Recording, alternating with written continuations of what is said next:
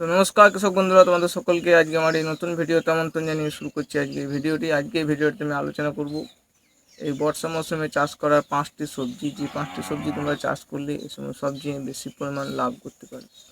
এবং এই সবজিগুলো চাষ করার জন্য একটু উপযুক্ত জমি হওয়া দরকার। সেই জমি একটু উঁচু জমি থাকলে তোমরা এই সমস্ত সবজিগুলো চাষ করবে এবং এই সমস্ত সবজিগুলো চাষ করলে তোমরা সবচেয়ে বেশি পরিমাণে লাভ করতে পারবে। খরচ কম বলাটা ঠিক হবে না, খরচ হবে কিন্তু লাভও বেশি পরিমাণে হবে। তো প্রথমে যেটা আসবো সেটা হলো ধনেপাতা। ধনেপাতা যদি তোমরা এই সময় চাষ করো তাহলে তোমরা সবচেয়ে বেশি পরিমাণে লাভ করা যায়। ধনেপাতার বাজারের দর এ সময় প্রায় 70 টাকা 80 টাকা কেজি ধনেপাতা বিক্রি হয়। তো উঁচু জায়গা থাকা যায় এবং জমিটা যাতে জল নিকাশি ব্যবস্থা ভালো থাকে, ধনেপাতা চাষ করার জন্য উপযুক্ত হয়। তার জন্য একটু বেলে দোআঁশ মাটি এবং জৈব সার কিছু পরিমাণে নিয়ে জমিটা তৈরি করে তোমরা ধনেপাতা বলতে পারো। 2 নম্বরে যেটা হলো সেটা হলো পালং শাক। তো পালং শাক তোমরা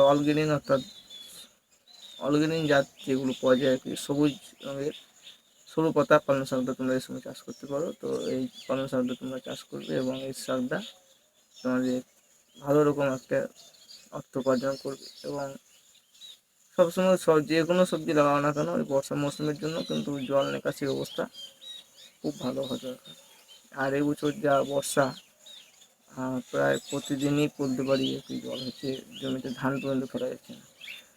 তারপরে 3 নম্বরে যেটা আসছে সেটা হলো মূলো।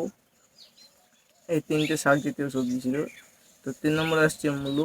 তো মূলো তোমরা চাষ করতে পারো। মূলো যেগুলো আউশ মূলো হয়, লাল এবং সাদার মিশ্রণে একটা মূলো পাওয়া যায়, যেটা 25-26 দিন বয়স থেকে তোমরা তুলে বিক্রি করা সম্ভব হয়। অন্যান্য মূলোগুলো কিন্তু সেরকমভাবে সম্ভব হয় না। তো সেই লাল আউশ মূলো তোমরা চাষ করতে পারো। তারপরে 4 নম্বরে যেটা আসছে 2 রকমের কফি, ফুলকপি এবং বাঁধাকপি। এই 2 ধরনের কফি তোমরা চাষ করতে পারো।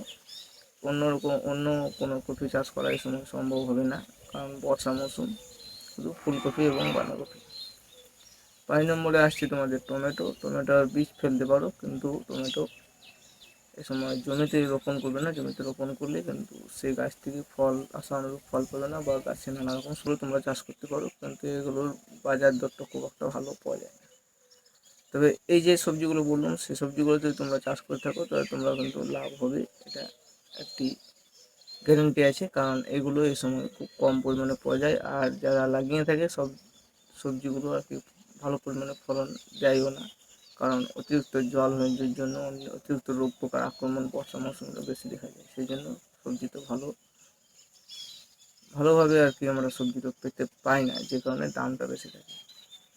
এবারে তাছাড়াও তোমরা এই সময় যেমন হলো ধানের বীজ ফেলতে হবে। ধানের বীজ ফেলতে পারো, যেগুলো আর কি লম্বা মেয়াদি ধান, সেগুলো নিয়ে বীজ ফেলা কাজে সে ধানের বীজ ফেলা হবে। তারপরে তোমাদের ফল গাছে মাটি দিতে হবে, এই সমস্ত কাজগুলো তোমাদের করতে হবে। তাহলে এইগুলি ভিডিওটা রাখছি। ধন্যবাদ। ভালো থাকো, আবার দেখা অন্য কোনো